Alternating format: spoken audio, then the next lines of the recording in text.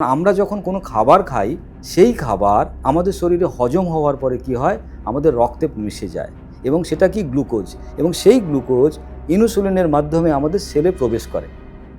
এবারে সেলে খাবার অত পৌঁছচ্ছে না, তার কারণ কি, সেল খাবার নিতে চাইছে না, কারণ ফুল অফ এনার্জি সেলের ভেতরে পড়ে আছে, ফুল অফ ক্যালোরি বলতে পারি। তাহলে অতিরিক্ত ক্যালোরি যখন সেলে যাচ্ছে না, ইনসুলিন দাঁড়িয়ে আছে দিনের পর দিন, এটাকে আমরা বলছি ইনসুলিন রেজিস্ট্যান্স। এই ইনসুলিন রেজিস্ট্যান্স হচ্ছে আমাদের শরীরে ইনফ্লেমেশনের কারণ।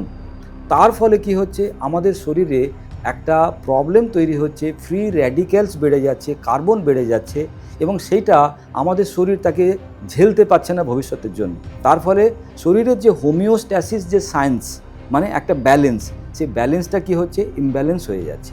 এই ইমব্যালেন্স অফ ডিএনএ, এই ড্যামেজ অফ ডিএনএ, এই ইনফ্লেমেশন আমাদের শরীরে, বা এই অতিরিক্ত ইনসুলিন, এই সমস্ত মিশে কিন্তু আমাদের শরীরে আজকে কি, টিউমার, সিস্ট, যেটা কখনো বেনিয়ান টিউমার হতে পারে, কখনো আবার ম্যালিগনেন্ট টিউমার হতে পারে। সুতরাং কেন ক্যান্সার বুঝতে পারছেন, এবং সেখান থেকেই আমাদের ডায়াবেটিস, কারণ অতিরিক্ত গ্লুকোজ, অতিরিক্ত insulin, that is call pre diabetic বা টাইপ 2 ডায়াবেটিস। এর সঙ্গে সঙ্গে আমাদের রক্ত যেহেতু মোটা হয়ে যাচ্ছে, তার ফলে কী হচ্ছে, প্রেশার বেড়ে যাচ্ছে, ফ্যাট, কোলেস্টেরল বেড়ে যাচ্ছে, আর্থারাইটিসের প্রবলেম শুরু হয়ে যাচ্ছে। সুতরাং এই সমস্ত কিন্তু আমাদের এই খাবারকে ঘিরে।